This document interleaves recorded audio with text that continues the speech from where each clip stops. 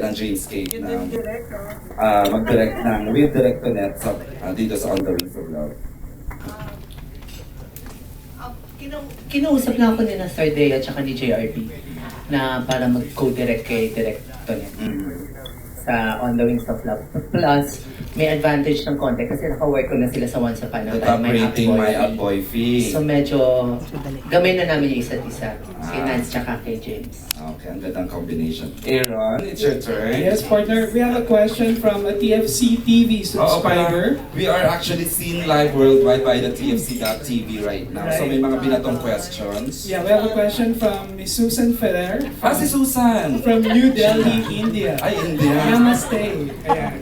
Okay, for Direk Antoinette, this is your first teleserye, partly shot overseas. How was it shooting overseas versus here in the Philippines? Nako, direct go.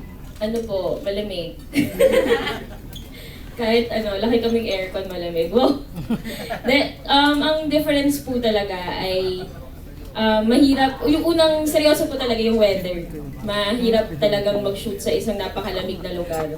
Tapos hindi pa namin gamay masyado yung yung lokasyon. Pero tapos syempre skeleton crew lang kayo. Kami lang po yung magkakasama. So kapag kailangan mo ng tubig, kumuha ka ng tubig.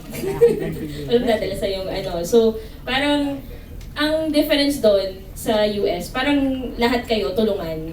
Family kayo, walang laglagan. Kasi pag may isang hindi nagtrabaho ng maayos, hindi matatapos ng maayos tsaka maganda yung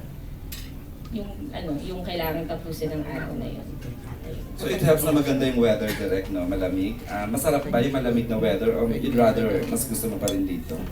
Masarap po siya sa umpisa.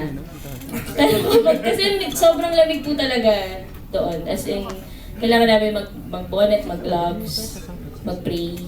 Oo. May prayer talaga. Para makaabot sa pabalik dito. Opo.